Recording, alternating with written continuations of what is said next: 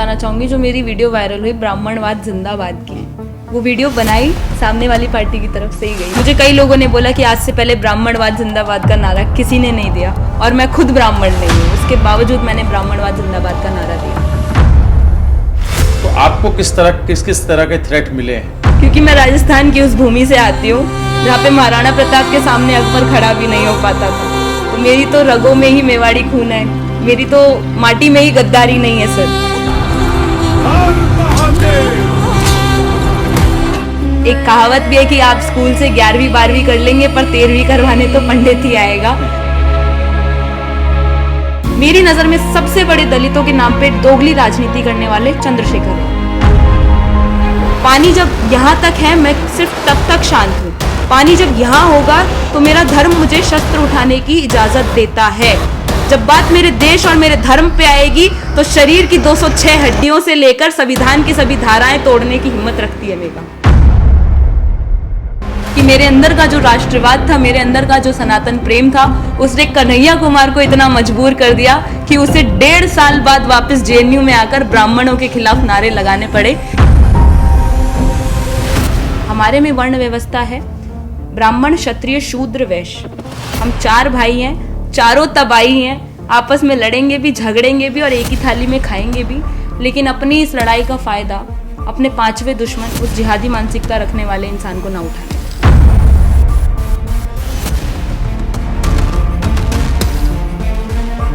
निदा फाजली का एक बड़ा मशहूर शेर है कि हर आदमी में होते हैं 10-20 आदमी, जिसको भी देखना हो कई बार देखना।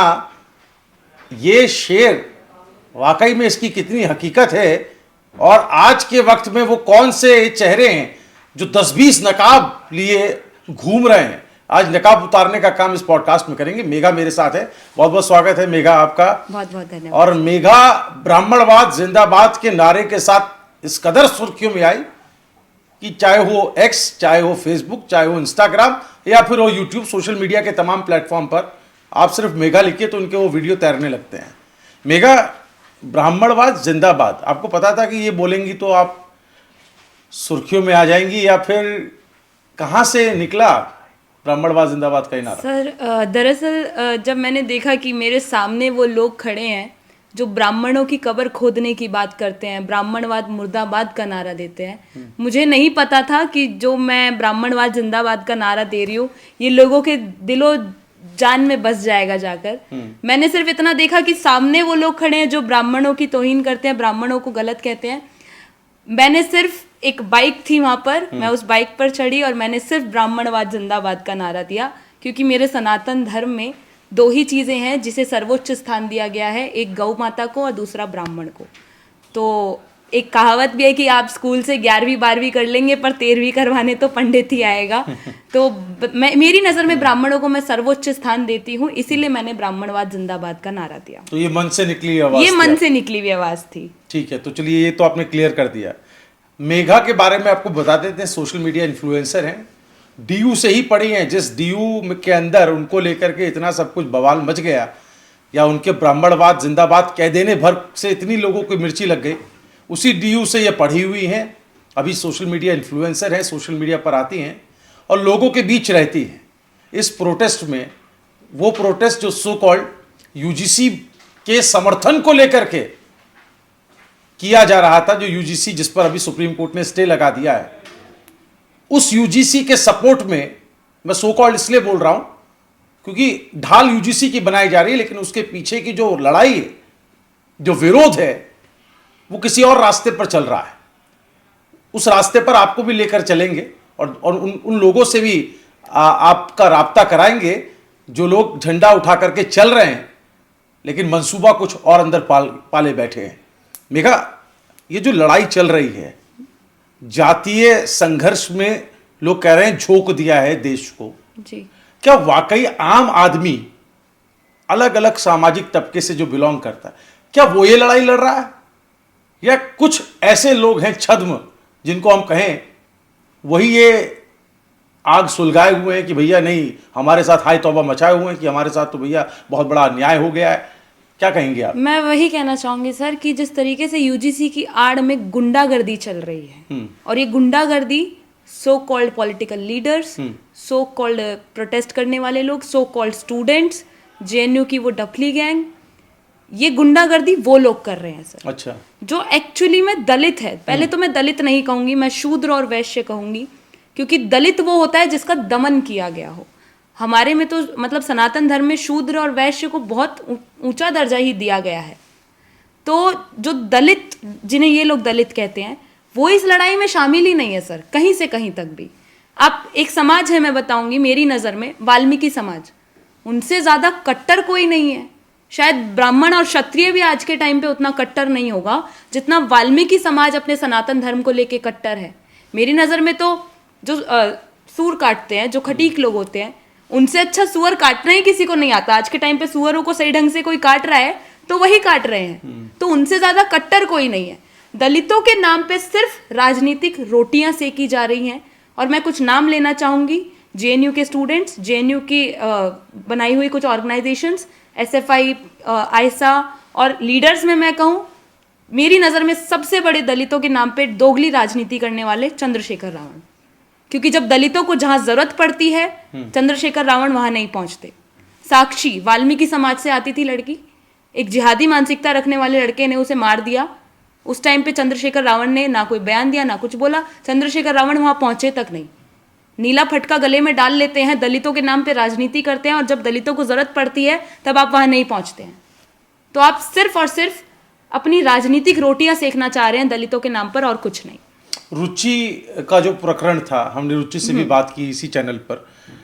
उन्होंने भी कई सारी बातें बताई हमको। जैसे उन्होंने बताया कि उन लोगों, रुचि के साथ जिन्होंने उसको मोलेस्ट करने का काम किया, मैन हैंडलिंग हुई उसके साथ में, उसमें वो बता रही थी कि किस तरह से वहां पर एक गिरोह था जिसमें कुछ प्रोफेसर सरीखे लोग भी थे, जो लोग उन प्रोटेस्टर्स की आड़ में रुचि को दबाने की कोशिश कर रहे थे। और वो तो बहुत बड़े साजिश की तरफ इशारा कर रही थी कि अगर वहाँ मीडिया और ना होता, कैमरे ना होते, या किसी भी हद तक हम लोग कुछ उसके सपोर्ट में लोग ना आए होते, तो हो सकता है कि उसको पकड़ करके कहीं ले भी जाते। बिल्कुल। तो रुचि ने जो बातें, उसने जो बातें कही, मेघा आपका इस पर क्या कहना है? चूंकि आप भी वहाँ पर मौजूद थी और आप इससे पहले भी जा चुकी हैं ऐसे मौक़ों में। बिल्कुल। तो ये लोग होते कौन हैं? ये क्या वाकई स्टूडेंट होते हैं? ये वाकई प्रोफेसर्स होते हैं? ये होते कौन है? थोड़ा सा इनके बारे में बताएं। सर, मेरी नज़र में ये आतंकवादी होते हैं। आतंकवादी होते हैं क्योंकि ये सारे उस जेएनयू से बिलोंग करते हैं जिस जेएनयू की दीवारों पर लिख दिया जाता है ब्राह्मण लीव इंडिया, बनिया लीव इंडिया, क्षत्रिय लीव इंडिया। ये सारे उस जेएनयू से बिलोंग करते हैं जहां नारे लगते हैं कि अफजल हम शर्मिंदा है, तेरे कातिल जिंदा है। ये लोग भूल जाते हैं कि ये देश एपीजे अब्दुल कलाम का है, अफजल का नहीं है, कसाब का नहीं है, याकूब मेनन का नहीं है। तो जिस यूनिवर्सिटी में अफजल के समर्थन में नारे लगते हो, जिस यूनिवर्सिटी में कन्हैया कुमार खड़े होकर कहते हैं कि भारत तेरे टुकड़े होंगे इंशाल्लाह इंशाल्लाह, जिस यूनिवर्सिटी में जिस भारत को तोड़ने की बात की जाती हो, उस यूनिवर्सिटी में आतंकवादी नहीं पलेंगे तो और क्या पलेंगे? मेरी नज़र में, मैं क्लियरली बोलती हूँ सर, ये स्टूडेंट्स नहीं हैं, ये प्रोटेस्टर्स नहीं हैं, ये आतंकवादी हैं, ये जिहादी मानसिकता रखने वाले लोग हैं। जो मेरे देश के खिलाफ जाएंगे वो आतंकवादी हैं सर। आपने ब्राह्मणवाद जिंदाबाद कहा और उसके बाद कन्हैया कुमार भी मेरे ख्याल में उसके बाद आए हैं, तो वो वाला एपिसोड जरा बताएं कि ब्राह्मणवाद जिंदाबाद कह देने से इतनी बात दूर तक चलेगी कि कन्हैया को खुद आना पड़ा। बिल्कुल। तो थोड़ा सा इसके बारे में बताएं, वो कहाँ आए थे, उन्होंने क्या कहा था, और ये आपकी बात जो आपने डीयू में शायद कही, जेएनयू में कैसे उसने कुलबुलाहट पैदा कर दी, थोड़ा सा उसके बारे में। कि कन्हैया कुमार को जी जी जी, मुझे ये खौफ अच्छा लगा। जेएनयू की जो मानसिकता है जो भारत को तोड़ने की बात करती है, मुझे लिटरली ये खौफ उनमें अच्छा लगा, बहुत अच्छा लगा कि मेरे अंदर का जो राष्ट्रवाद था, मेरे अंदर का जो सनातन प्रेम था, उसने कन्हैया कुमार को इतना मजबूर कर दिया कि उसे 1.5 साल बाद वापस जेएनयू में आकर ब्राह्मणों के खिलाफ नारे लगाने पड़े। क्योंकि ये कन्हैया कुमार भूल गया था कि 1.5 साल पहले दिल्ली चुनाव से पहले क्षत्रियों से थप्पड़ भी इसी ने खाया था। तो आज उन्हीं ठाकुरों के खिलाफ जब कन्हैया कुमार ने आकर के नारे लगाए, तो मुझे ये खौफ कन्हैया कुमार का अच्छा लगा कि उनकी जो डफली गैंग है, उनका एजेंडा किस तरीके से फ्लॉप हो रहा है कि उसे वापस उठाने के लिए कन्हैया कुमार को खुद वापस आना पड़ा। और मैंने एक बात भी कही थी कि मैंने ब्राह्मणवाद जिंदाबाद के नारे लगाए, मैं गर्व से मनुवादी हूँ, मैं गर्व से मनुवादी हूँ। लेकिन अगर जेएनयू में दोबारा ऐसे नारे लगते हैं तो हम जेएनयू में जाके इस बार इन्हें ब्राह्मणवाद से आज़ादी देंगे और डेफिनेटली हम इस पे कार्रवाई भी करेंगे, क्योंकि आप जातिवाद के खिलाफ होने की बात करते हैं। जेएनयू के स्टूडेंट्स कहते हैं कि हम जातिवाद के खिलाफ हैं और आप एक ही जाति को टारगेट कर रहे हैं। एक ही मतलब आपकी नज़र में तो जाति है, हमारे लिए तो वर्ण व्यवस्था है। एक ही वर्ण को आप टारगेट कर रहे हैं, ब्राह्मणों को टारगेट कर रहे हैं, क्षत्रियों को टारगेट कर रहे हैं। तो मेरी नज़र में आप जो आज़ादी मांगते हैं वो आज़ादी देने का हम काम करेंगे। अच्छा, ये ब्राह्मणों से इतनी नफरत क्यों उन लोगों को? थोड़ा इनकी मेंटालिटी पर को भी थोड़ा सा बताएं। आप तो इनके बीच में जा चुके हैं। ये स्क्रिप्ट कोई लिख के इनको देता है? Definitely. और ब्राह्मण का ही ये इतना कट्टर विरोध कहाँ से ये पनपना शुरू हुआ? क्योंकि मैं देख रहा था और आपसे अभी ऑफ रिकॉर्डिंग बात भी हो रही थी कि जो ये संगठन है आइसा और जो वामपंथी संगठन है, इनके जो टॉप में बैठे लोग हैं, जो लोग झंडा बुलंद करके चल रहे हैं, वो खुद अपर कास्ट से आते हैं। हाँ। खुद या तो ठाकुर हैं या ब्राह्मण हैं बैकग्राउंड से आते हैं। इनके बारे में थोड़ा सा बताएं आप। सर, पहली चीज तो इन्हें आपके ब्राह्मण, क्षत्रिय, शूद्र, वैश्य होने से तो दिक्कत है ही है। इन्हें सबसे ज्यादा दिक्कत है आपके सनातनी होने से, आपके हिंदू होने से, क्योंकि हिंदुत्व मुर्दाबाद के भी नारे लगाते हैं ये लोग, मनुस्मृति मुर्दाबाद के नारे लगाते हैं ये लोग। तो अगर आप हिंदू धर्म के खिलाफ ही जाएंगे, सनातन धर्म के खिलाफ ही जाएंगे, तो आपको जो लगता है कि 100 करोड़ सनातनी जिसमें से कुछ सेक्युलर हैं, कुछ भाईचारे का संदेश देते हैं, तो आपको लगता है कि हम लोग खड़े नहीं होंगे जो अपने धर्म को सबसे पहले रखते हैं, अपने देश को सबसे पहले रखते हैं, तो आपकी गलतफहमी है। हमने पहले भी कहा है कि ना हम ब्राह्मणों के खिलाफ सुनेंगे, ना हम अपने हिंदू धर्म के खिलाफ सुनेंगे। आपको जितना ब्राह्मणों, और दूसरी बात, ये सारे के सारे खुद आइसा की सेक्रेटरी, वो खुद क्षत्रिय हैं, एसएफआई की सेक्रेटरी ब्राह्मण हैं, कन्हैया कुमार खुद जनरल कैटेगरी से हैं। उसके बावजूद आप ये कह रहे हैं कि हम जनरल कैटेगरी के खिलाफ हैं। हमने तो कभी अपर कास्ट लोअर कास्ट किया ही नहीं, हम तो अपने आप को हमेशा जनरल कैटेगरी में ही रखते हैं। तो आप आकर के जातियां किसने बनाई सर? हमारे में तो वर्ण व्यवस्था थी। सनातन धर्म तो चातुर्वर्णम मया सृष्टम गुणक्रम विभागशम, हम तो 4 वर्णों की बात करते हैं। और जातियां बनाने वाले आप लोग, जातियों में बांटने वाले आप लोग, और जातिवाद ब्राह्मण क्षत्रिय कर रहा है। तो ये दोगलापन नहीं हुआ सर, डबल स्टैंडर्ड्स खेल रहे हैं ये तो आप। जातियां आप बना रहे हैं, जातिवाद हम कर रहे हैं। तो बनाने वाला ज्यादा जातिवाद कर रहा है मेरी नजर में। अच्छा, ये सिर्फ स्टूडेंट्स का प्रोटेस्ट रहता है? जैसा कि उसने बताया था रुचि ने कि प्रोफेसर भी हैं जो लेक्चर दे रहे हैं, जो टीचर की भूमिका में हैं, वो भी इस आंदोलन में घुले मिले हैं। हाँ। और ये एक जो नेक्सस है डीयू के अंदर, आप तो डीयू से पढ़ी हुई हैं, थोड़ा सा इस नेक्सस के बारे में बताएं। ये कहाँ से पोषित होता है, इसको कहाँ से ईंधन मिलता है, कहाँ से ऊर्जा मिलती है? सर, मैं पहली चीज़ आपने प्रोफेसर्स का जिक्र किया, उसमें मैं कहना चाहूँगी जिस प्रोटेस्ट में रुचि पर हमला हुआ, उस प्रोटेस्ट को लीड कर रहे थे श्यामलाल कॉलेज के प्रोफेसर जितेंद्र मीणा। ठीक है। वो खुद एसटी कम्युनिटी से बिलोंग करते हैं, मैं जातियों पे नहीं जाऊंगी पहले तो, लेकिन वो खुद इस प्रोटेस्ट को लीड कर रहे थे। और उनपे पहले भी कई प्रोटेस्ट में जिनमें राइट विंग मीडिया पे या फिर किसी और पे हमला हुआ है, इस तरीके के उन पे आरोप है कि आप जो प्रोटेस्ट लीड करते हैं लेफ्ट विंग के या प्रो यूजीसी प्रोटेस्ट जो अभी चल भी रहे हैं, उन सब में अगर जो हमला हो रहा है, उन प्रोटेस्ट को ये जितेंद्र मीणा ही लीड कर रहे हैं, जिनके खिलाफ अभी 2 दिन पहले हमने श्यामलाल कॉलेज में एक लिखित में नोटिस भी दिया कि इस प्रोफेसर का सस्पेंशन हमें चाहिए, क्योंकि जो बच्चों को जातियों में बांटने की बात करता हो या फिर बच्चों को उकसाता हो, स्टूडेंट्स को उकसाता हो कि आप ये कीजिए वो कीजिए, जो स्टूडेंट्स को मतलब देश का जो भविष्य है उसे गुंडों वाली राह पर ले जा रहा हो, उस प्रोफेसर की देश में जरूरत नहीं है। तो ये जो प्रोफेसर्स हैं ये भी इसमें शामिल है। स्टूडेंट अपने टीचर गुरु के मार्ग पे ही चलते हैं। जब गुरु ही ये सब कर रहा है तो ऑफकोर्स सी बात है जेएनयू के स्टूडेंट्स उसी रास्ते पे चलेंगे, श्यामलाल कॉलेज के स्टूडेंट्स अगर प्रोफेसर ऐसा रहेगा तो उसी रास्ते पे चलेंगे। तो हमें वैसे टीचर, हमें गुरु ही नहीं चाहिए वैसे जो बच्चों को बांटने का काम करेंगे। जो ये प्रो यूजीसी प्रोटेस्ट चल रहे हैं, यहाँ पर आपने देखा होगा अभी कुछ दिन पहले 11 फरवरी को जंतर मंतर पर चंद्रशेखर रावण की प्रोटेस्ट था। बिल्कुल। वहां पर भी राइट विंग मीडिया ओ न्यूज़ के सीनियर जर्नलिस्ट दीपक शर्मा पर अटैक किया गया।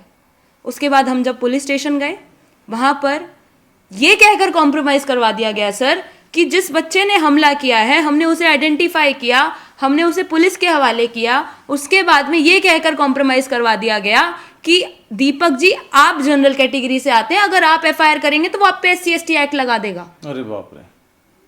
तो क्या ये SC ST act SC ST जो है वो जो क्राइम कर रहे हैं उन्हें दबाने के लिए बना है या उन्हें न्याय दिलाने के लिए बना है? जब आप SC ST का इतना गलत इस्तेमाल कर रहे हैं तो आप ये सोचिए आप UGC का कितना गलत इस्तेमाल करेंगे। दैट इज वाई हम कहते हैं UGC वो काला कानून है जो जिसके आने से जातिवाद 10 गुना बढ़ेगा और लव जिहाद जो है 100 गुना बढ़ेगा। क्योंकि जो 4 वर्ण है हमारे, जब चारों हम बिखर ही जाएंगे तो जो 5वां दुश्मन है हमारा, जो जिहादी मानसिकता रखता है, वो सबसे ज़्यादा स्ट्रांग होगा।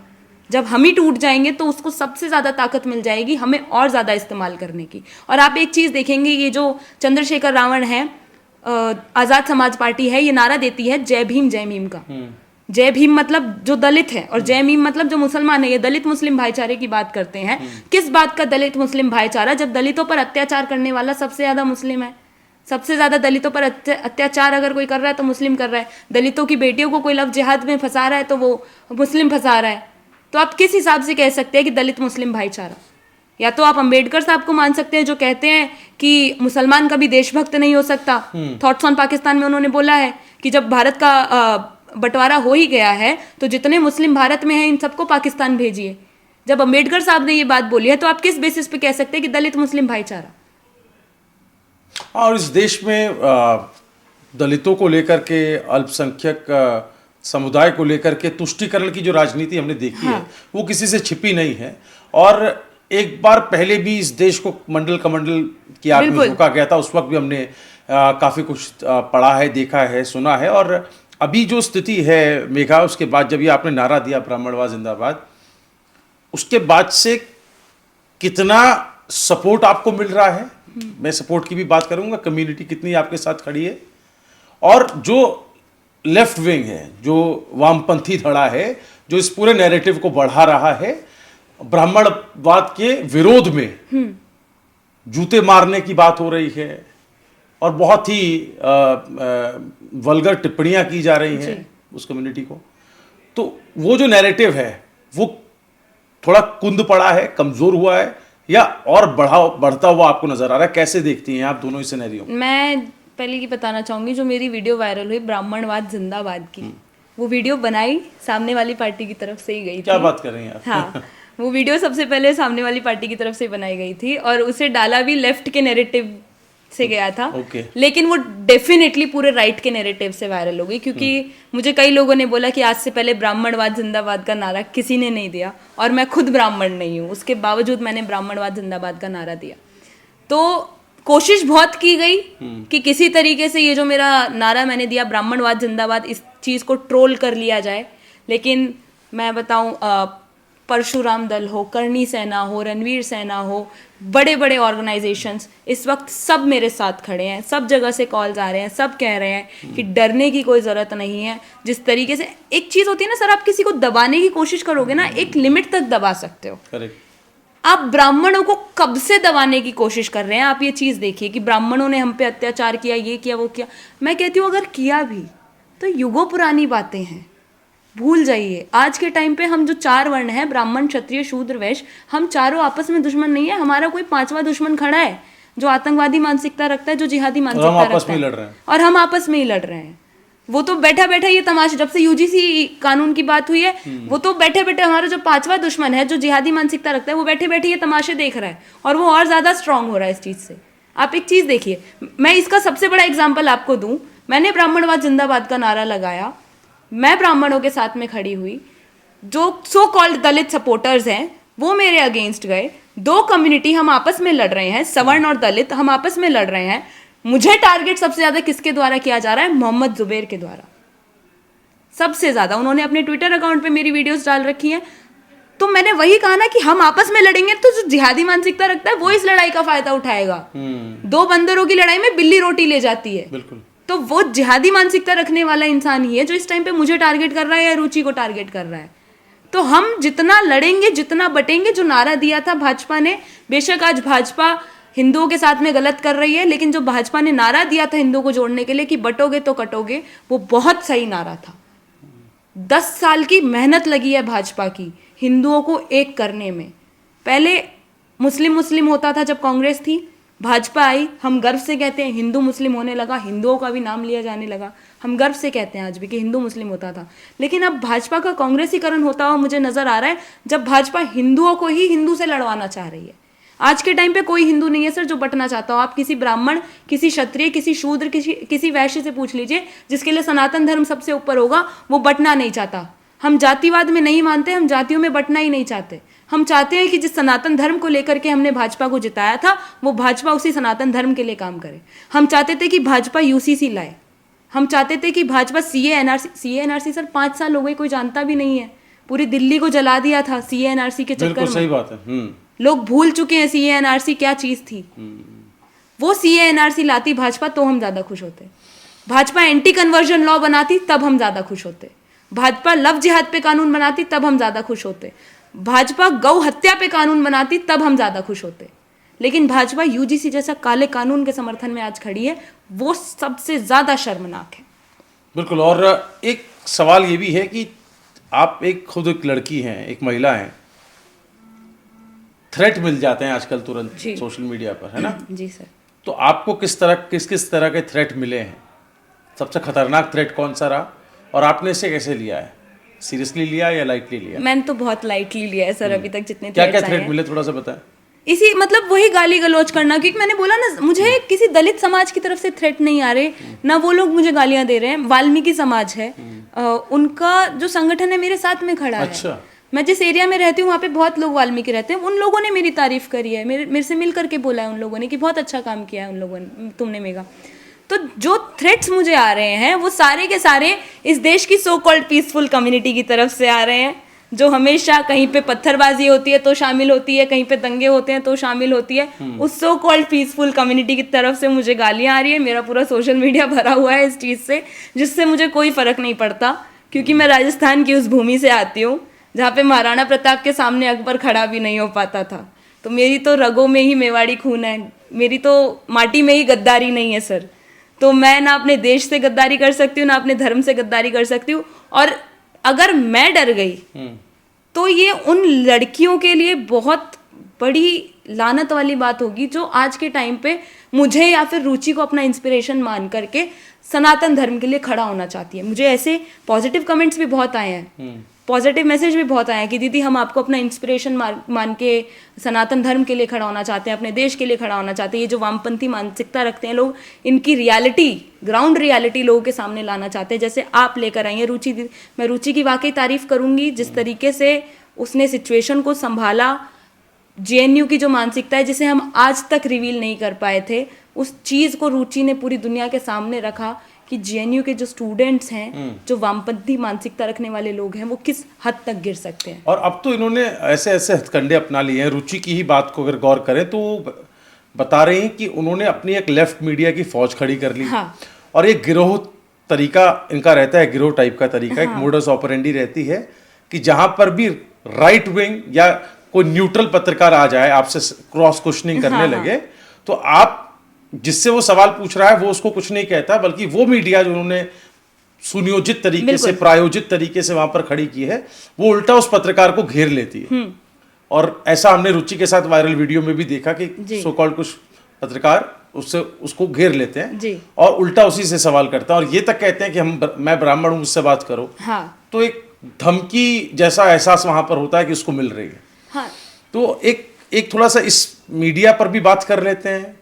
आपने क्या देखा है, वो किस तरह का मीडिया होता है, उसमें कितने वाकई में पत्रकार होते हैं और कितने वाकई में यूट्यूबर होते हैं, और उनका बैकग्राउंड भी अगर हम देखें तो वो क्या इन्हीं में से, प्रोटेस्टर्स में से, एजिटेटर्स में भी निकले हुए लोग होते हैं, कौन होता है? सर पहली चीज़ तो मैं ये कहना चाहूँगी, जो लोग बात करते हैं कि न्यूट्रल रिपोर्टिंग की या न्यूट्रल जर्नलिज्म की, आज के टाइम पे अगर मैं बोलूँ तो कोई न्यूट्रल नहीं है। अगर आप जर्नलिस्ट हैं, अगर आप डिजिटल मीडिया से हो या नेशनल मीडिया से हो, तो आप डेफिनेटली एक पक्ष के ही हो सकते हैं। या तो आप राइट विंग के हो सकते हैं या लेफ्ट विंग के हो सकते हैं। आप दोनों नाव पे एक साथ नहीं चल सकते। तो जहाँ अभी मैं आपको एक इंसिडेंट और बताती हूँ, जो ये चंद्रशेखर रावण वाला जो प्रोटेस्ट था, वहां पर मैं भी थी। रुचि का जो वीडियो वायरल हुआ है जिसमें वो ब्राह्मण रिपोर्टर ही उससे कह रहा है कि मैं भी ब्राह्मण हूँ, मुझसे बात करो, उससे कुछ समय पहले ही उसी प्रोटेस्ट में मैं जो है एक रिपोर्टर और है अमनीशा, आपने नाम सुना होगा, काफ़ी सोशल मीडिया पे वायरल रहती है वो भी, उसे भी काफ़ी टारगेट किया जाता है हम लोगों की तरह। तो वो और मैं, हम लोग आपस में बात कर रहे थे, उसी दौरान उसी के वीडियो में काफ़ी सारे लेफ्ट विंग के रिपोर्टर्स आकर हम दोनों को घेर लेते हैं और लगभग उस भीड़ में सिर्फ 5 मिनट में, मात्र 5 मिनट में लगभग 200 लोग जो उस प्रोटेस्ट में आए हुए थे, 200 लोग हमें घेर लेते हैं और हमें दबाने की कोशिश की जाती है उसी भीड़ में। सिर्फ मैं और अमनीशा, हम दो उस भीड़ में थे, हम दोनों को वहां दबाने की कोशिश की जाती है। और जो लेफ्ट विंग का मीडिया है वो मीडिया से ही क्रॉस क्वेश्चन कर रहा है, राइट विंग के मीडिया से क्रॉस क्वेश्चन कर रहा है। आप सवाल पूछ रहे हैं, आप आम लोगों से सवाल पूछिए ना, उन लोगों से सवाल पूछिए ना जो चंद्रशेखर रावण की प्रोटेस्ट में दारू की बोतलें लेकर आ रहे हैं सर, लिटरली शराब की बोतलें उनके पॉकेट में से निकली है। जो जंतर मंतर पे प्रोटेस्ट था वहां पे बाहर चेकिंग के टाइम पे सीआरपीएफ के जवानों ने निकाली है बोतलें उनकी पॉकेट से। तो आप उन लोगों से सवाल कीजिए ना, उन्हें तो यूजीसी की फुल फॉर्म तक नहीं पता है, किस बेसिस पे वो लोग वहां प्रोटेस्ट में आ रहे हैं। तो आप उन लोगों से सवाल करने की बजाय आप मीडिया वालों से ही पूछ रहे हैं कि आप क्यों आए हैं यहाँ पर, आपकी परमिशन चाहिए हमें कहीं जाने के लिए। जितना आप कहते हैं कि हिंदुस्तान किसी के बाप का नहीं है, तो भाई हम भी वही बात कह सकते हैं, हिंदुस्तान किसी के बाप का नहीं है, हमारी भी मर्जी है, हमारा देश है, हम जहां मर्जी जाएंगे, जो मर्जी करेंगे, हम भी रिपोर्टिंग करेंगे। तो आप सवाल कीजिए, जनता से सवाल कीजिए, अगर आपको बात करनी है तौर तरीके से बात कीजिए। धमकी देना, गुंडागर्दी करना, जो दीपक पर अटैक हुआ वैसी वो बहुत शर्मनाक हरकत है, जो रुचि पर अटैक हुआ वो भी बहुत शर्मनाक हरकत है। और मैं डैम श्योर हूँ सर, अगर दिल्ली यूनिवर्सिटी में जो प्रोटेस्ट था उस दिन अगर मैं भी वहाँ होती तो जिस तरीके से मेरी ये डफली गैंग के साथ में नहीं बनती है, डेफिनेटली रुचि के साथ में शायद मैं भी होती वहाँ पर, इन लोगों के शिकंजे में मैं भी फंसती। डफली गैंग की बात कर लेते हैं क्योंकि ये शब्द बहुत वायरल हुआ है। हाँ, डफली गैंग कहाँ से आया ये डफली गैंग वर्ड, और ये तरीका इनका वही तरीका जो शुरू से ही है डफली बजा करके बात कहने का, वो आज भी हम देखते हैं। तो ये डफली तो इनकी है, राग किसका है थोड़ा सा बताएं। राग तो सर देखिए मेरी नज़र में आतंकवादियों का ही है। अच्छा। क्योंकि ये डफली बजा बजा कर उन लोगों का समर्थन करते हैं जो या तो देश विरोधी कार्यों में जुड़े होते हैं या फिर धर्म विरोधी कार्यों में जुड़े होते हैं। कन्हैया कुमार की मैं बात करूं, उन्हीं का नारा था कि भारत तेरे टुकड़े होंगे इंशाल्लाह इंशाल्लाह, अफजल हम शर्मिंदा है तेरे कातिल जिंदा है। तो अगर आप आतंकवादियों के समर्थन में खड़े हो रहे हैं तो आपको डेफिनेटली कॉमेडियन वाले नेम तो मिलेंगे ही मिलेंगे। जैसे हम राहुल गांधी, हम नहीं मतलब जनता जो है राहुल गांधी को पप्पू कह देती है, उसी हिसाब से हम जो है इन प्रोटेस्टर्स को डफली गैंग कह देते हैं। मैं एक चीज़ और बताना चाहूँगी, कोई भी प्रोटेस्ट हो सर, किसी भी टॉपिक का प्रोटेस्ट हो, पॉलिटिकल प्रोटेस्ट हो, किसी रेपिस्ट के अगेंस्ट में प्रोटेस्ट हो, किसी बिल के अगेंस्ट में प्रोटेस्ट हो या समर्थन में प्रोटेस्ट हो, वहाँ पर ही डफली गैंग पहुँचती है, वहाँ डफली बजाती है और इनका नारा एक ही होता है कि ब्राह्मणवाद से आज़ादी, हिंदुत्व से आज़ादी। जब आप एक रेपिस्ट के अगेंस्ट में प्रोटेस्ट कर रहे हैं, अभी कुलदीप सेंगर के अगेंस्ट में प्रोटेस्ट था कुछ समय पहले जंतर मंतर पे ही, वहाँ की भी वीडियो बहुत वायरल हुई थी आयसा के ग्रुप की। ये वहाँ पर भी डफली बजा बजा कर ब्राह्मणवाद से आज़ादी, हिंदुत्व से आज़ादी। अभी मैं एक चीज़ बोलूँगी तो इन्हें बुरा लग जाएगा, जब हम बोलते हैं कि आतंकवादियों का मजहब होता है तब ये लोग नहीं मानते। फिर हम बोल दें कि रेपिस्ट की आप जाति कैसे देख रहे हैं, रेपिस्ट का धर्म कैसे देख रहे हैं। मेरी नज़र में तो मैं साफ बोलूँ सर, एक आतंकवादी हो या फिर कोई बलात्कारी हो, उसकी एक ही सज़ा है, उसे मार दिया जाए। मतलब उसे जीने का अधिकार ही नहीं है। जो बिन बात के लोगों को परेशान करे आतंकवादी, जो एक महिला की इज्जत ना करे वो बलात्कारी, उसको सीधा जीने का अधिकार ही नहीं है, उसकी एक ही सज़ा है। तो जब आप एक आतंकवादी का मजहब बताने में शर्माते हैं तो आप एक रेपिस्ट की जाति और धर्म कैसे बता सकते हैं। आप क्रिमिनल को क्राइम के तौर पर देखिए ना। यूजीसी में भी मैं यही बात करूंगी, जनरल कैटेगरी सवर्ण वर्सेस दलित कर दिया आपने, आप यूजीसी में भी सिर्फ क्रिमिनल का क्राइम देखिए ना, आप जाति देख के किस बेसिस पे। अगर ये संविधान ही देखिए सर, मैं अब इस बात का भी शायद चंद्रशेखर रावण को या फिर जो संविधान की दुहाई देते हैं उन लोगों को बुरा लग जाएगा, ये संविधान का मजाक बना रखा है इन लोगों ने कि जो संविधान इक्वालिटी की बात करता है उसी संविधान में आप ऐसे, उसी संविधान के अनुसार आप ऐसे बिल लेकर के आ रहे हैं जो लोगों को तोड़ने की बात करता है। यही संविधान है जो महिला सशक्तिकरण की बात करता है, महिला सुरक्षा की बात करता है। इसी संविधान की धज्जियां उड़ाकर रुचि तिवारी को पूरी सड़क पर घुमाया जाता है, उसे धमकी दी जाती है। तो आप संविधान का रोना रो रहे हैं, संविधान को मानते नहीं है, उन लोगों की तरह जो संविधान बोलते हैं लेकिन शरीयत को मानते हैं। इसीलिए मैंने बोला कि इन लोगों की मानसिकता जो है आतंकवादियों वाली है, जिहादियों वाली है। और वो लोग भी इन पूरे प्रकरण में खामोश हैं जो कहते हैं कि नफरत के बाजार में मोहब्बत की दुकान खोलता हूँ। वो तो चुप बैठे हुए हैं, कंबल ओढ़ के घी पीने का काम है क्या उनका? क्या सोचते? नहीं, इवन प्रियंका गांधी कहती थी कि लड़की हूँ, लड़ सकती हूँ। आज एक लड़की के ऊपर जेएनयू के स्टूडेंट, आप ही की फैमिली के नाम पर बना हुआ जवाहरलाल नेहरू यूनिवर्सिटी, वहां के स्टूडेंट्स एक महिला रिपोर्टर के साथ में इतनी बर्बरता करते हैं, उसके बाद में अगर इस पे कांग्रेस चुप बैठी है। मैं यहाँ पे पार्टियों की बात नहीं करूंगी, लेकिन स्टिल जो प्रियंका गांधी कहती हैं कि मैं लड़की हूँ, लड़ सकती हूँ, एटलीस्ट आपको तो खड़ा होना चाहिए था मैम, लेकिन नहीं खड़े होंगे सर, क्योंकि जेएनयू से इन सब का एजेंडा चलता है। जो आपने सवाल किया था कि इन सबको वो फंडिंग कहाँ से आती है, वो इतना सपोर्ट कहाँ से मिलता है, ये सारा का सारा उसी कांग्रेस से सपोर्ट मिलता है जिसके राज में आधी रात को कोर्ट खोल दिए जाते थे आतंकवादियों के समर्थन में। तो ये सारा का सारा वही कांग्रेस के समर्थन से होता है। और अभी जैसे यूनिवर्सिटीज का जो माहौल है, जेएनयू के स्टूडेंट दिल्ली यूनिवर्सिटी आके प्रोटेस्ट करते हैं, ये बड़ी ताज्जुब की बात है। मतलब वहां पर इनकी जमीन क्या खत्म हो गई है? वहां पर इनको ध्यान देने वाला कोई बचा नहीं है क्या कि इनको डीयू आकर के ऐसा प्रोटेस्ट करना पड़ रहा है? और फिर मैं वहीं आऊंगा कि विक्टिम कौन है और कौन जो है मोलेस्टर है जो प्रताड़ित कर रहा है। क्योंकि जब हम लेफ्ट की तरफ देखते हैं, मतलब उन लोगों की तरफ देखते हैं जो डफली गैंग जिनको आप कह रही हैं, जो कि यूजीसी के समर्थन में वहां पर प्रोटेस्ट कर रहे थे, उनको देख करके सोशल मीडिया पर देख करके ऐसा लग रहा है कि भाई इनसे बड़ा विक्टिम तो कोई है ही नहीं, इनसे बड़ा प्रताड़ित तो कोई हुआ ही नहीं है। वो अपनी व्यथा, अपना मनोभाव बता रहे हैं कि भाई हमारे साथ अत्याचार हुआ है। इस प्रकरण में, रुचि वाले प्रकरण में, आपके प्रकरण में, तो आप भी उनकी वीडियोस देख रही होंगी जी। तो वो पहले तो उनके नाम अगर आप बता पाए, वो कौन है, क्या पद रखते हैं, और वो जो कह रहे हैं अब नैरेटिव बना रहे हैं या अपनी व्यथा रख रहे हैं, उनसे आप कितना, उसमें कितनी सच्चाई देख रही हैं आप और कितना फसाना? सर पहला तो देखिए, आयसा की सेक्रेटरी हैं नेहा सिंह, उसके बाद एसएफआई की सेक्रेटरी हैं अंजलि कुमारी, ब्राह्मण ही हैं आई गेस वो भी। तो बाकी जो पूरी टीम है इन्हीं लोगों के अंडर में काम करती है। ठीक है। और बाकी कुछ जेएनयू के स्टूडेंट्स हैं। ये ड्यू में पहुंचकर जब नारे लगाते हैं, दिल्ली यूनिवर्सिटी को एबीवीपी, अखिल भारतीय विद्यार्थी परिषद का गढ़ कहा जाता है। ठीक। वो एबीवीपी जो आरएसएस से जुड़ा हुआ है, जो राष्ट्रवादी मानसिकता रखता है। ये सच में, मैं इस चीज में इन लोगों की दाद देना चाहूंगी कि पहली चीज इनकी यूनिटी देखिए सर आप, दूसरी चीज इनकी हिम्मत देखिए आप, इनकी ओडेसिटी देखिए कि एबीवीपी के गढ़ में घुसकर ब्राह्मणवाद के खिलाफ ये नारे लगा देते हैं और एबीवीपी चुपचाप बैठ के देखता है। ये सच में मुंह पे तमाचा है सर। बात ये नहीं है कि जेएनयू में इनके पास जमीन खत्म हो गई। जेएनयू की दीवारों पे आज भी आपको लिखा हुआ मिल जाएगा, ब्राह्मण लीव इंडिया, बढ़िया लीव इंडिया। जेएनयू में आज भी वही मानसिकता पलती है।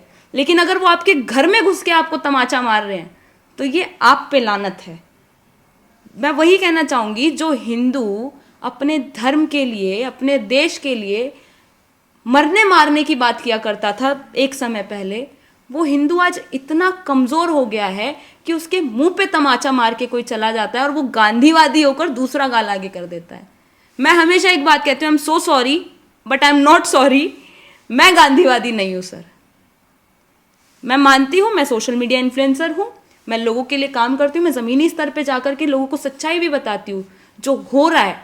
लेकिन जब बात मेरे देश की आएगी, जब बात मेरे धर्म की आएगी, तो मैं जब शास्त्र पढ़ सकती हूँ तो शस्त्र उठा भी सकती हूँ। तो मैं इसीलिए कहती हूँ, जो ये लेफ्ट विंग का नैरेटिव चल रहा है पूरा का पूरा, आप वहाँ आकर ये नारे लगा रहे हैं ब्राह्मणवाद जिंदाबाद, जिन ब्राह्मणों के नाम पे अभी ड्यूसू इलेक्शन था और ब्राह्मणों के नाम पर वोट लिए गए। कितने बड़े बड़े, संजय दत्त ने वीडियो बना करके डाला, मासूम शर्मा ने वीडियो बना करके डाला। अब ब्राह्मणों के नाम पे वोट ले रहे हैं और उन्हीं ब्राह्मणों के खिलाफ आप ही के गढ़ में नारे लग रहे हैं। मैं दिल्ली यूनिवर्सिटी की स्टूडेंट नहीं हूं, लेकिन वहां पर जाकर मैंने जब ब्राह्मणवाद जिंदाबाद के नारे लगाए तो मैंने गर्व से वो नारे लगाए और मैं आज भी कहती हूँ मैं गर्व से मनुस्मृति को मानती हूँ, मैं गर्व से मनुवादी हूँ, क्योंकि मैं उस मनुस्मृति को मानती हूँ जिसे संविधान मानकर आज हम राम राज्य की बात करते हैं। उस मनुस्मृति को संविधान मानकर प्रभु श्री राम ने अपना राज्य शासन किया, उस मनुस्मृति को संविधान मानकर श्री कृष्ण ने अपना राज्य स्थापित किया, द्वारका स्थापित की। मैं इसीलिए गर्व से मनुवादी हूँ सर, क्योंकि मैं एक चीज़ कहना चाहूँगी, ये वो संविधान है जिस पे अत्याचार हुआ, दीपक शर्मा जनरल कैटेगरी, उसकी कंप्लेंट को सिर्फ ये कहकर दबा दिया गया कि आप पे SC/ST एक्ट लगा दिया जाएगा, ये कहकर दबा दिया गया। तो जब बात, मैं एक चीज़ कहना चाहूँगी, चाहे इस चीज़ को कोई भी क्लिप कट करके डाले, चाहे मेरे अगेंस्ट में नैरेटिव चलाए, मुझे कोई फ़र्क नहीं पड़ता। मैं एक चीज़ कहना चाहूँगी, पानी जब यहाँ तक है मैं सिर्फ तब तक शांत हूँ, पानी जब यहाँ होगा तो मेरा धर्म मुझे शस्त्र उठाने की इजाज़त देता है। जब बात मेरे देश और मेरे धर्म पे आएगी तो शरीर की 206 हड्डियों से लेकर संविधान की सभी धाराएं तोड़ने की हिम्मत रखती है मेघा। बहुत बड़ी बात कहती है मेघा आप। और ये मैं समझ सकता हूँ, जैसा कि आपने बताया कि आप वीर भूमि राजस्थान से आती हैं, मेवाड़ का खून आपकी रगों में है, राजपूताना जो शौर्य की किस्से हम सुना करते थे और जो कि हमारे इतिहास में दर्ज हैं, वो तो दिखेगा ही, वो तो आएगा ही, बॉडी लैंग्वेज में भी आएगा, बातों में भी आएगा। चलिए जाते जाते एक और सवाल आपसे ले लेते हैं, आगे की लड़ाई कैसी रहेगी? ये अभी चलेगा संघर्ष, इसी स्ट्रीम में चलेगा या थोड़ा मल्टी डायमेंशनल होगा और दूसरे मोर्चों पर भी आप लड़ाई लड़ेंगी? कैसे, क्या देख रही हैं अभी आप आगे की लड़ाई? सर, जब बात मेरे देश धर्म की आएगी तो तन मन धन से, असला बारूद प्लस गन से, हर चीज़ से लड़ूंगी मैं। ये लड़ाई यहाँ ख़त्म नहीं होगी, ये लड़ाई बहुत लंबी है, बहुत लंबी, क्योंकि एक तबका है जो कहता है कि हम 2047 तक भारत को गजवाए हिंद बना देंगे, और एक तबका है जो कहता है कि हम हिंदू राष्ट्र बनाएंगे, राम राज्य स्थापित करेंगे। तो मुझे नहीं पता कि गजवाए हिंद बनेगा या फिर हिंदू राष्ट्र बनेगा, लेकिन जब तक मेरे शरीर में सांसें हैं और मेरे खून की एक एक बूंद है, मैं अपना जीवन देश और धर्म के लिए दे चुकी हूँ और हमेशा दूंगी। जहाँ किसी लड़की के साथ गलत होगा, डजंट मैटर करने वाला कोई हिंदू है या मुस्लिम है, सिख है या ईसाई है, मैं उसका धर्म छोड़ के खड़ी होंगी। लेकिन अगर आप ये कहेंगे कि लव जिहाद करने वाला तो हिंदू भी होता है, तो भाई जिहाद, आप शब्द ही देखिए, वो चीज़ मैं बर्दाश्त नहीं करूँगी। हमेशा मैं आज ओपनली ये चीज़ कह रही हूँ, आतंकवाद का मजहब होता है। मैं ओपनली कह रही हूँ कि लव जिहाद करने वाले का मजहब होता है। इन सब की फंडिंग मदरसों से होती है। मौलाना, अभी कुछ दिन पहले मौलाना रशीदी ने एक बयान दिया है कि जो लड़कियां हैं गोल्ड डिगर होती हैं, 90% लड़कियां गोल्ड डिगर होती हैं। जब तक पैसा मिलता है तब तक मोहब्बत है, जब पैसा मिलना बंद हो गया तो या तो लव जिहाद हो जाता है या बलात्कार हो जाता है।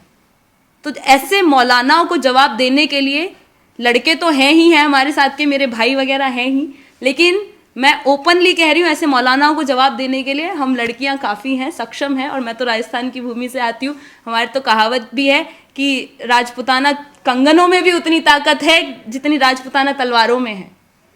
तो हम जवाब देने में सक्षम हैं। देश धर्म की बात आएगी तो हम ऐसे मौलानाओं को भी जवाब देंगे और चंद्रशेखर रावण जैसे उन दलितों के मसीहाओं को भी जवाब देंगे जो दलितों के नाम पे राजनीति तो करते हैं लेकिन दलितों के लिए खड़े नहीं होते हैं। तो इसलिए ये लड़ाई बहुत लंबी है। और लास्ट में मैं एक ही चीज़ कहना चाहूँगी, चारों वर्ण से, हमारे में वर्ण व्यवस्था है, ब्राह्मण क्षत्रिय शूद्र वैश्य, हम 4 भाई हैं, चारों तबाही हैं, आपस में लड़ेंगे भी, झगड़ेंगे भी और एक ही थाली में खाएंगे भी। लेकिन अपनी इस लड़ाई का फ़ायदा अपने 5वें दुश्मन, उस जिहादी मानसिकता रखने वाले इंसान को ना उठाने दें। मेरा एक और नारा है ब्राह्मणवाद जिंदाबाद के अलावा, देश के गद्दारों वाला जो नारा आपने दिया, उसको भी काफ़ी ज़्यादा शेयर किया जा रहा है और उस पर भी सवाल उठाए जा रहे हैं। थोड़ा उस नारे की भूमिका और क्यों वो नारा आपने दिया था, थोड़ा सा ये बताएं। मैंने वो नारा जब सामने JNU वाले खड़े थे, मैंने बताया कि आतंकवादी मानसिकता रखते हैं सारे के सारे, तो मैंने वो नारा दिया था कि देश के गद्दारों को गोली मारो सालों को। तो मैंने तो देश के गद्दारों को गोली मारने की बात की थी, जो अफजल का समर्थन करते हैं, जो याकूब मेनन का समर्थन करते हैं, जो कसाब का समर्थन करते हैं, मैंने उनको गोली मारने की बात की थी। दैट मीन्स कि लेफ्ट विंग वाले, ये डफली गैंग वाले सारे के सारे मानते हैं कि यही देश के गद्दार हैं।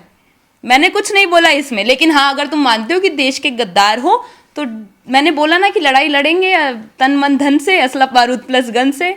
ओपनली कह रही हूँ मैं, तो पहले कानूनी लड़ाई लड़ेंगे, कानून समर्थन नहीं देगा तो काफ़ी संगठन है, हमारे भाई हैं ये लड़ाइयाँ लड़ने के लिए, देश के लिए और धर्म के लिए।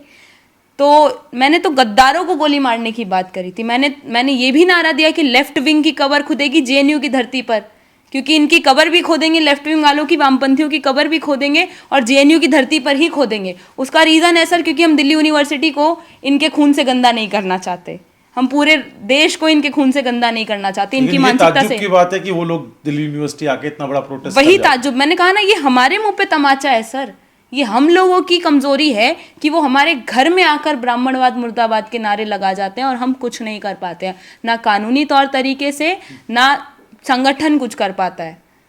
इस देश का सबसे बड़ा ब्राह्मणों का कोई संगठन है परशुराम दल, ब्राह्मणों के खिलाफ कब से नारे लग रहे हैं, वो शांत बैठे हैं। ये तो यूजीसी आने के बाद में ये सारे के सारे संगठन एक्टिव हुए हैं और अब सवर्णों के लिए कुछ काम हो रहा है देश में। तो मैंने इसीलिए ये नारे जो है गद्दारों के लिए दिए थे, आतंकवादी मानसिकता रखने वालों के लिए दिए थे।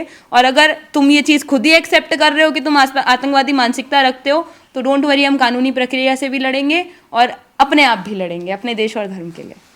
बहुत शुक्रिया मेघा आपका हमारे साथ जुड़ने के लिए, इस चर्चा के लिए। तो डीयू, जेएनयू और जो हमारे शैक्षणिक संस्थान है, वहाँ पर किस तरह का एक इकोसिस्टम वामपंथियों ने बनाया, और मुद्दा कोई भी हो, मूल में ब्राह्मणों के खिलाफ नारेबाजी, ब्राह्मण मुर्दाबाद की बातें, ब्राह्मण भारत छोड़ो की बातें, वही मूल में होता है। और उसी को आगे रखते हुए, देखते हुए, जब मेघा सामने आती हैं, कहती हैं ब्राह्मणवाद जिंदाबाद, तो इसको लेकर के इस कदर मिर्ची लगती है कि कन्हैया कुमार को आना पड़ता है, जो कि मेन स्ट्रीम की राजनीति में आ चुके हैं, छात्र राजनीति छोड़कर, लेकिन फिर से वही छात्र राजनीति का सिरा पकड़ना पड़ता है, मजबूर होना पड़ता है।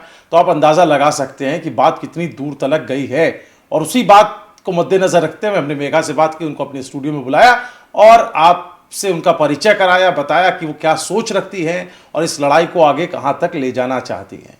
कितना इत्तेफाक रखते हैं आप मेघा की इन बातों पर, ज़रूर कमेंट करके बताइएगा। कोई भी बात आपको पसंद आई हो तो आप वीडियो को ज़रूर शेयर कीजिएगा, ताकि ये वीडियो ज़्यादा से ज़्यादा लोगों के बीच में जाए और ज़्यादा से ज़्यादा लोगों को उस नैरेटिव की सच्चाई पता लग पाए। आप देख रहे हैं एनएमएफ न्यूज़, अभी हमारे चैनल को सब्सक्राइब कर लें।